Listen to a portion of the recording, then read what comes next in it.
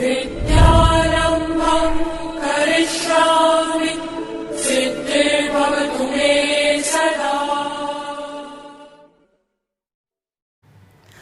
अच्छे लोगों की इज्जत कभी कम नहीं होती। सोने के 100 टुकड़े करो फिर भी कीमत कम नहीं होती। भूल होना प्रकृति है, मान लेना संस्कृति है और उसे सुधार लेना प्रगति है। मैं हूँ राजू शर्मा सर और आप सबों का बहुत बहुत स्वागत है हमारे YouTube channel delight classes Motihari में। आज के वीडियो में हम लोग पढ़ने वाले हैं रचना से दूसरे टॉपिक के बारे में, जिस टॉपिक का नाम है किसी वृत्त पर स्पर्श रेखाओं की रचना।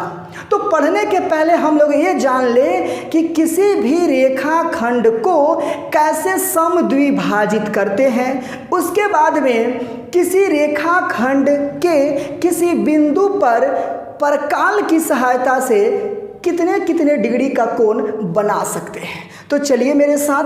तो देखिए, सबसे पहले मैं आप लोग को एक चीज़ और बताना चाहूँगा। मेरे पास एक देहाती प्रकाल है जो मैंने लकड़ी का बनाया। यहाँ पे आपका प्रकाल का नोक है, इसको ऐसे जब हम घुमाएंगे तो प्रकाल का नोक यहाँ हो गया और ये हमारा पेंसिल का नोक है। क्लियर हो रहा है?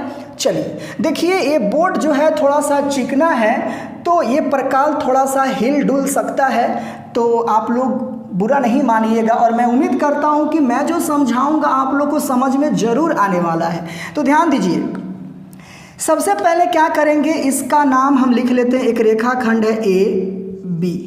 इस ए बी को हमें समद्विभाजित करना है। तो क्या करेंगे, इस रेखा खंड को आप माप लीजिए। यहाँ देख रहे हैं, यहाँ प्रकाल का नोक है और यहाँ पेंसिल का नोक है, बिल्कुल बराबर है। अब कुछ करना नहीं, यहाँ से क्या करना है कि एक ऊपर चाप काट लेना है ऐसे। उसी तरीके से यहाँ से एक नीचे चाप काट लेना है ऐसे, और फिर यहाँ पे रहकर एक चाप ऐसे काटना है, फिर यहाँ पे रहकर एक चाप आपको ऐसे काटना है। तो दोनों चाप यहाँ पे कटा, मान लेते हैं इसका नाम हम दे देते हैं एस, और यहाँ पे कटा इसका नाम दे देते हैं हम पी। तो क्या करेंगे, देखिए मेरे पास एक स्केल भी है, इसको मिला देंगे हम। यहाँ ध्यान दीजिए, ये हमने मिला दिया।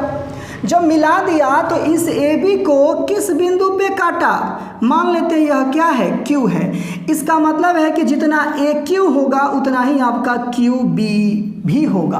अब यहाँ पे बात करते हैं क्यों होगा भाई, तो हम लोग आखिर क्या कर रहे हैं, किसी रेखा खंड को समद्विभाजित कर रहे हैं। तो सम का मतलब होता है बराबर, सम का मतलब क्या होता है, बराबर। द्वि का मतलब क्या होता है, दो, और भाजित का मतलब क्या होता है, बांटना, यानी दो बराबर भागों में बांटना। तो हमने ए बी रेखा खंड को दो बराबर भागों में बांट दिया, ए क्यू बराबर क्यू बी। अब यहाँ पे एक और शब्द हम ऐड करना चाहते हैं जिसका नाम है लंब समद्विभाजित। ये क्या होता है लंब समद्विभाजित, तो समद्विभाजित तो आप समझ लिए, ये लंब क्या है, तो भाई मेरे लंब भी समझ रहे हैं। यहाँ देखिए, ये कितना डिग्री है, 90 डिग्री। यहाँ पे कितना डिग्री है, 90 डिग्री। यहाँ पे कितना डिग्री है, 90 डिग्री। यहाँ पे कितना डिग्री है, 90 डिग्री। तो यही तो है आपका लंब समद्विभाजित। क्लियर हो रहा है? चलिए, अब यहाँ पे 120 डिग्री का कोण हम इसी प्रकार की सहायता से बनाने वाले हैं। तो इसको थोड़ा और छोटा कर दीजिए। हाँ चलिए, अब यहाँ पे क्या करना है कि प्रकाल का नोक यहाँ रखना है और एक चाप काट लेना है ऐसे। काट लिए, देखिए थोड़ा सा हिल डुल रहा है। अब जैसे ही यहाँ पे हम रखेंगे, प्रथम बार काटेंगे तो ये 60 डिग्री ऑटोमेटिक 60 डिग्री हो जाता है। फिर यहाँ से रखकर हम काटेंगे तो कितना डिग्री हो जाएगा, 60 डिग्री। तो क्या करेंगे कि इसको और इसको मिलाएंगे, यहाँ पे रखेंगे, इसको मिला लेंगे हम, तो ये कितना डिग्री हो गया, 60 डिग्री। फिर इसको और इसको मिलाएंगे तो कितना डिग्री हो गया, 120 डिग्री। क्लियर हो रहा है? अब ये हमारा 60 डिग्री भी हो गया। अब 30 डिग्री देखिए, तो क्या करेंगे कि 60 डिग्री का आप यहाँ जो चाप काटे हैं, जितना आपका 60 डिग्री में चाप की लंबाई है, उस चाप को समद्विभाजित कीजिए। तो क्या करना है समद्विभाजित करने के लिए कि इन चाप की लंबाई को माप लेना है और एगो इधर काट देना है और फिर एगो इधर काट देना है। और यहाँ पे दोनों चाप जिस बिंदु पे आके कटता है उस बिंदु को और मुख्य बिंदु को मिला देना है। तो यहाँ पे चलिए हम मिला देते हैं। ये लीजिए मिला दिए तो क्या हुआ, ये 30 डिग्री हुआ और ये भी क्या हुआ 30 डिग्री हुआ। क्लियर हो रहा है। फिर अगर हमें 15 डिग्री चाहिए तो क्या करेंगे, इस चाप को उसी तरीके से समद्विभाजित कर देंगे और इसको ऐसे खींच देंगे। तो ये हमारा 15 डिग्री, ये हमारा 15 डिग्री। क्लियर हो रहा है। देखिए अब तो हिल रहा है प्रकार, लेकिन आप लोग समझ गए होंगे कि कैसे हम किसी रेखाखंड को समद्विभाजित करते हैं, कैसे किसी रेखाखंड के किसी बिंदु पे, मान लेते हैं यह बिंदु आपका ए है, ये बी है, तो किसी बिंदु पर हम कितने कितने डिग्री का कोण हम इस प्रकार की सहायता से बना सकते हैं। तो चलिए हम अब ऐसे ही हाथ से ही ड्रॉ करके आप लोगों को बता दें। अब देखिए यहाँ पे 180 डिग्री की बात हो रही है, तो क्या करना है, यहाँ पे प्रकार का नोक रखना है और पेंसिल का नोक रखकर एक चाप काट लेना ऐसे। तो फिर यहाँ से हिलाना डुलाना नहीं है, यहाँ से जब काटेंगे तो ये 60 डिग्री, फिर 60 डिग्री, तो 60 डिग्री कितना हुआ 120 डिग्री, फिर काटेंगे तो 60 डिग्री। तो 60 120 60 180 जब इसको मिलाएंगे तो एकदम सीधा मिलेगा। एकदम कैसा मिलेगा, सीधा मिलेगा। यही 180 डिग्री है। अब इसी 180 डिग्री पे हमें 90 डिग्री को भी देखना है। तो क्या करना है, चुपचाप इस चाप की लंबाई को माप लेना है, एगो इधर चाप काट देना है और एगो इधर चाप काट देना ऐसे। और ये जो यहाँ मिलता है इसको हम मिला देंगे यहाँ, ये हमारा हो गया 90 डिग्री। अब इसी तरीके से हम 45 डिग्री की बात कर लेते हैं। तो फिर 90 डिग्री के जो चाप की लंबाई है कि यहाँ पे रहकर ऐसे काट देंगे कि यहाँ पे रहकर ऐसे, इसको मिला देंगे, ये हो जाएगा 45 डिग्री 45 डिग्री। फिर 45 का अधिया होता है 22.5, तो फिर इस 45 डिग्री में जो चाप की लंबाई है इसको हम समद्विभाजित कर देते हैं, एक इधर से एक इधर से, और फिर इसको मिला देते हैं। ये हो गया 22.5 डिग्री और ये भी हो गया हमारा 22.5 डिग्री। तो क्लियर हो रहा है, आप लोग यहीं पे आप समझ लिए।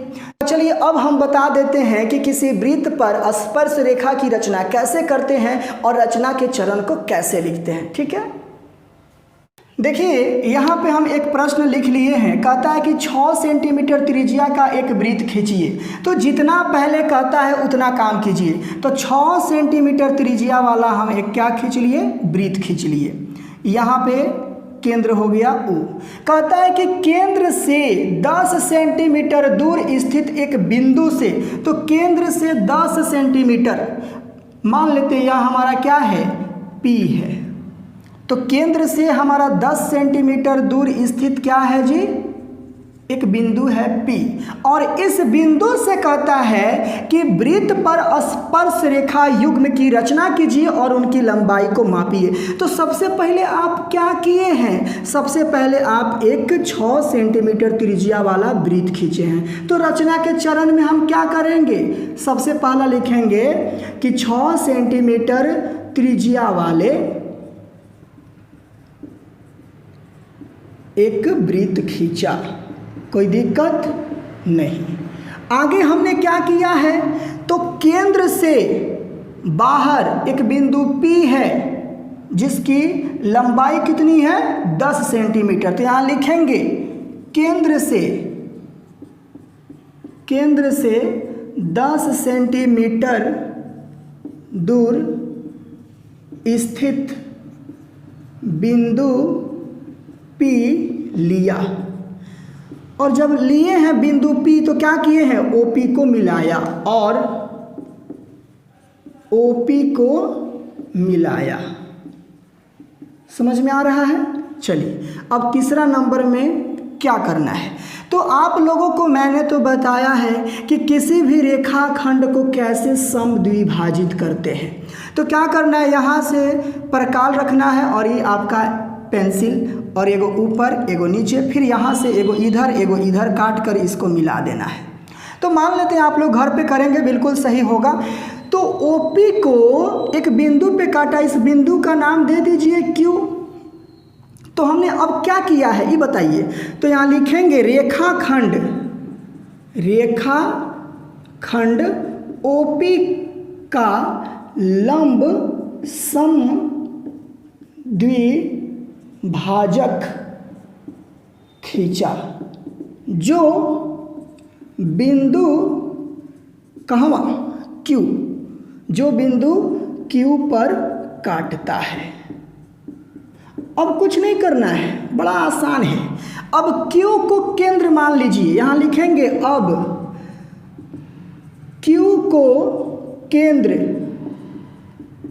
तथा अब आपको मर्जी है तो OQ को ले लीजिए, अच्छा है QP को ले लीजिए। काहे कि आप जानते हैं कि किसी भी रेखाखंड को समद्विभाजित किया जाता है तो दोनों भाग बराबर होता है, तो किसी को ले सकते हैं।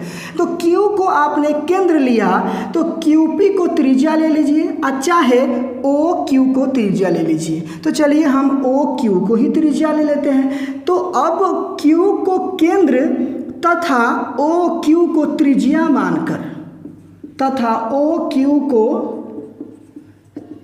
मानकर एक वृत्त खींचा। अभी वृत्त तो आप खींचे नहीं, अब खींच लीजिए। यहाँ पे आप परकाल रखना है और यहाँ पे पेंसिल का नोक और यहाँ पे आप एक क्या करेंगे, वृत्त खींच लेंगे। क्लियर हो रहा है? तो जब आपने वृत्त खींचा तो दिए गए वृत्त को यहाँ पे A और यहाँ पे B पर काटा ना जी, तो यहाँ लिखेंगे मानकर एक वृत्त खींचा जो दिए गए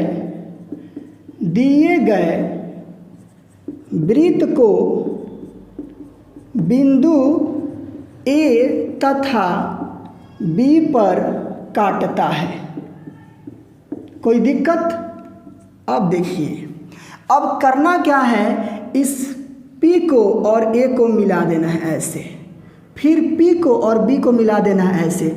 तो यहाँ लिखेंगे AP तथा BP को मिलाया जो क्या है, स्पर्श रेखा का युग्म है। युग्म का मतलब जोड़ा है। तो आप जानते हैं कि किसी बाह्य बिंदु से वृत्त पर केवल और केवल दो स्पर्श रेखाएं ही खींची जा सकती है और दोनों स्पर्श रेखाओं की लंबाई क्या होती है, बराबर होती है। तो कहता है कि वृत्त पर स्पर्श रेखा युग्म की रचना कीजिए, तो हमने तो कर दिया, और साथ ही उनकी लंबाइयां भी मापिए। तो यहाँ लिखेंगे तथा स्पर्श रेखा की लंबाई बराबर 8 सेंटीमीटर है। क्लियर हुआ? जब आप नापेंगे तो इतना आ जाएगा। चलिए, तो मैं उम्मीद करता हूं कि ये वीडियो आप लोगों को बहुत ही अच्छा लगा होगा। तो हमारे वीडियो को आप लोग लाइक कर दीजिए, अपने दोस्तों के पास शेयर कर दीजिए, और अभी तक हमारे चैनल को सब्सक्राइब नहीं किए होंगे तो प्लीज़ हमारे चैनल को सब्सक्राइब भी कर दीजिए। मिलते हैं कल अगले वीडियो में कुछ सब्जेक्टिव क्वेश्चन और कुछ ऑब्जेक्टिव क्वेश्चन को लेकर के जो रचना से संबंधित होगा। तब तक के लिए जय हिंद।